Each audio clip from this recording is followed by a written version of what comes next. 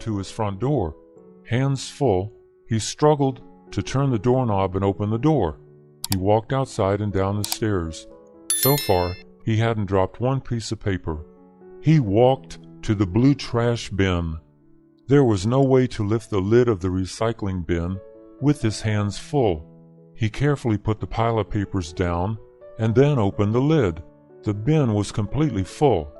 Sammy gathered the pile into his arms and trudged back upstairs.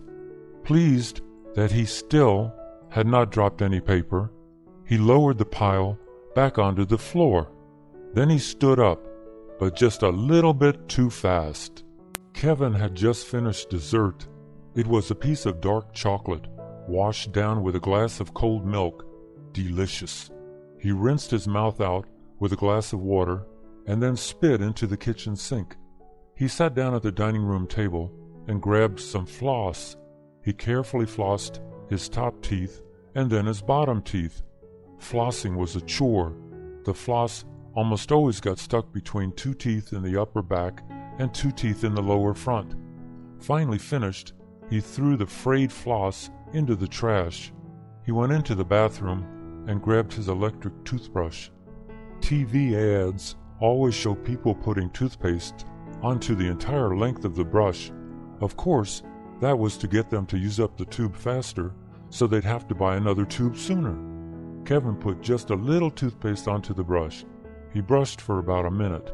He spent another 30 seconds brushing his tongue. Then he spit out all the toothpaste and gargled and spit again. Brushing and flossing are such a pain, he thought.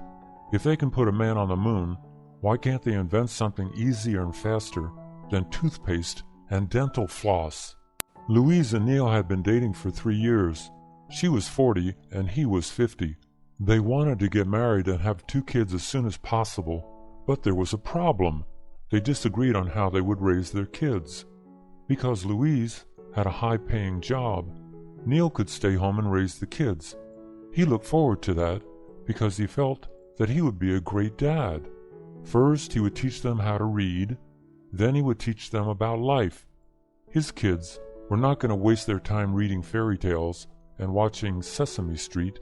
They were going to learn practical stuff, like how to use Microsoft Office and how to get a 4-year scholarship to Harvard. He wanted them to become business majors because business is where the money is. Louise had other plans. She wanted her kids to relax and enjoy life. She didn't want them to grow up too fast. She was the oldest child in a poor family, and her father had put her to work in the fields as soon as she turned 6. Life had been hard for her. She didn't want it to be hard for her children. Neil said not to worry. There was still plenty of time for him to figure out a way for the kids to have fun and still become happy millionaires. Mildred's sister called. She was going to drop by, and whenever she visited, she usually made at least one trip to the bathroom. That meant one thing. Mildred needed to clean her toilet bowl. This was the household chore that she hated the most. It was so icky.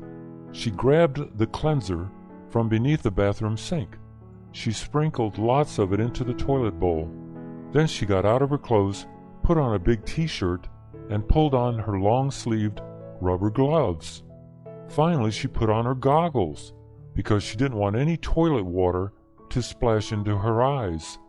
She didn't know if toilet water could cause an eye infection, but she wasn't going to take any chances. She grabbed the long-handled toilet bowl brush that was beneath the sink. She started scrubbing. She scrubbed under the rim, all around the bowl, and deep into the throat of the bowl. 5 minutes later, she figured she was finished. She flushed the toilet and checked the bowl. It was clean as a whistle. Mildred breathed a sigh of relief, because usually she had to scrub the bowl twice to remove all the stains. She removed her goggles, gloves, and t-shirt. Then she hopped into the shower. Bill wrote this letter to Mary. We've talked on the phone and in my apartment, and now I'm writing this letter. Maybe if I put my thoughts and feelings in writing, you'll understand them better. I love you. I want to marry you. I want to be with you for the rest of my life. You are the most wonderful woman I have ever met. You are not a load. You are not a troublemaker. Yes, you have problems. So do I. And together, we can solve these problems more easily than if we were apart. Problems are a part of life, but so is happiness. Let's share our problems and happiness instead of experiencing them alone. We are not a bad fit. We are a perfect match. I do not look down on you. I look up to you. I admire you. I think you are smart, brave, and independent. Don't tell me to go find another woman. I don't want another woman. I have found the perfect woman. Every day, I think about your beautiful smile, your happy laugh. I think about the long walks we used to take, holding hands all the way. Remember how we used to sit on the grass in the park and watch the parrots? We were gonna get married, and now you want to be just friends. Whatever I did or said that was wrong, please tell me so we can work this out. I don't want to lose you.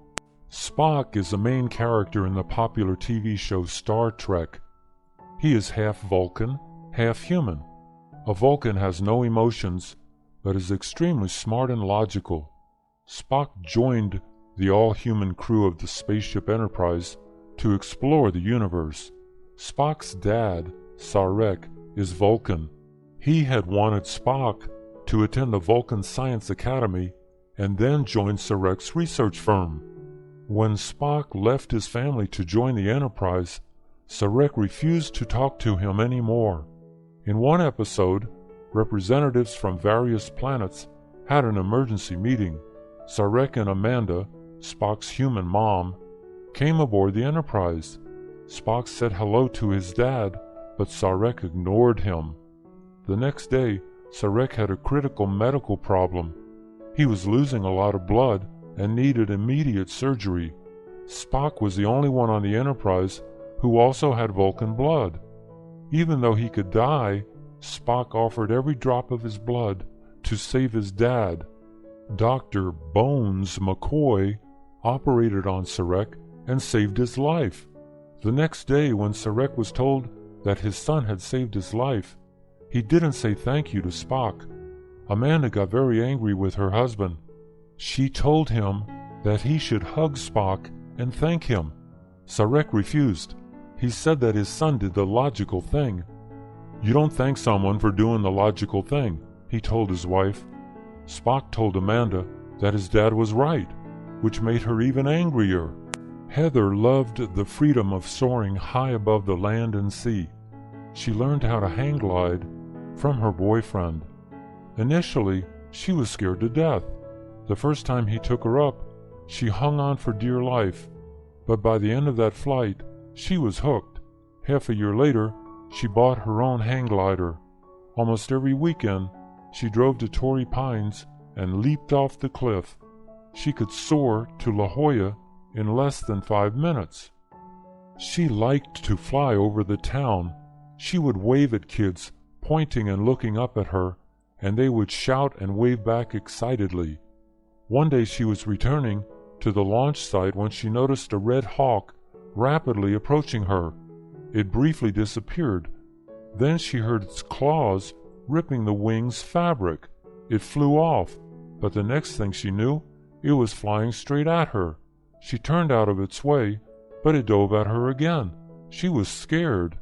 She had to evade its attacks 4 times before she was able to land safely.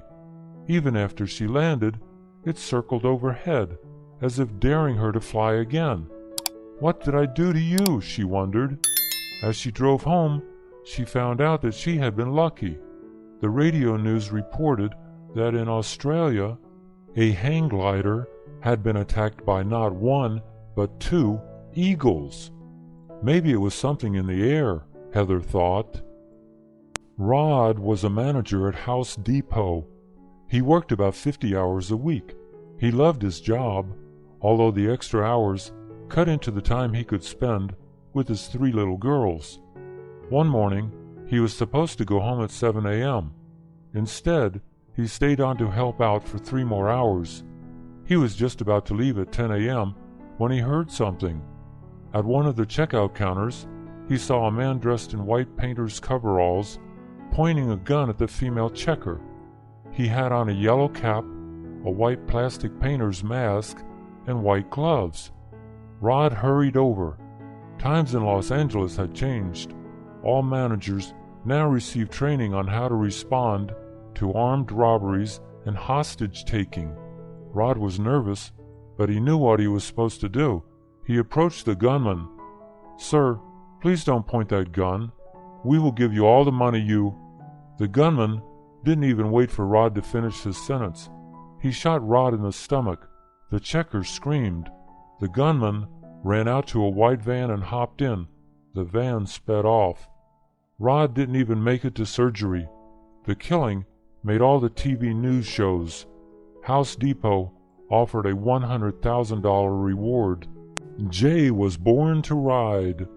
Just after learning to walk, he got his first tricycle. A year later, he was on a bicycle with training wheels. At the age of 5, he was a skilled bicyclist, able to jump off ramps and fly through the air. His father made sure he did everything safely. Jay wore a helmet, a chest pad, elbow pads, and knee pads. He fell a lot, but he was never hurt badly. He got his first motorcycle when he was 7. His father put the motorcycle in the back of his pickup and drove Jay out to the desert almost every weekend. Jay became a skilled rider. He entered motocross races all over the county.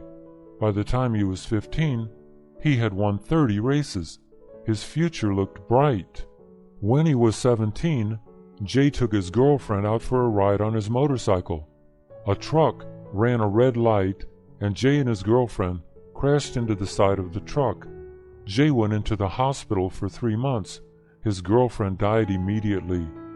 Jay didn't ride a motorcycle again for 10 years. Then one weekend, he bought a used Kawasaki.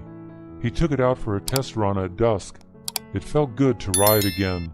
He got it up to 110 miles an hour on the local freeways. A highway patrol car chased him for about 10 minutes, but he finally lost it in the freeway traffic in the dark. When he got home, he was excited. That was fun, he thought. Myra told Myron that they shouldn't see each other for a while. Her doctor had suggested that she take a short vacation from her job and a long vacation from Myron. "What did you tell him about me?" Myron asked. She told her doctor that she had dreams about Myron leaving her. She sometimes dreamed that he pushed her out of his car in the middle of nowhere. She would be crying on the side of the road in the middle of the night, cold and scared, as the taillights disappeared. "What kind of dream is that?" Myron's voice was loud. "Do you think I would ever do that to you?" She said that she didn't know. "You don't know? Of course I wouldn't do that to you. I love you." Myra asked Myron to lower his voice. She no longer believed that he loved her. One day, feeling low and insecure, she had told Myron that it would be nice to get away for the weekend. Perhaps they could go to a quiet resort in the mountains. He told her that he was playing golf that Saturday. Maybe they could go to a resort another time. She was astounded. "I needed you that weekend. Instead, you preferred to play golf. Now there is a shadow on my heart that nothing can remove," she told him sadly. Once in a while, someone dies and you remember where you were and what you were doing when you heard the sad news. Thousands of people worldwide felt that way when they heard that the beautiful Anna Nicole Smith had suddenly died. It was a tragedy that shocked the nation, according to various TV and radio reporters. "The nation is in mourning," these same reporters claimed. She was only 39. Her husband discovered her lying in bed unconscious and not breathing. Paramedics quickly arrived and tried to revive her, but it was too late. Her body was taken to the morgue, where the coroner did an autopsy the next day. No evidence of drugs was found. It might have been a heart attack, but further testing was necessary. Anna was a cover girl, a model, and an actress. She married a billionaire who was 89 when she was only 25. The billionaire died a couple of years later.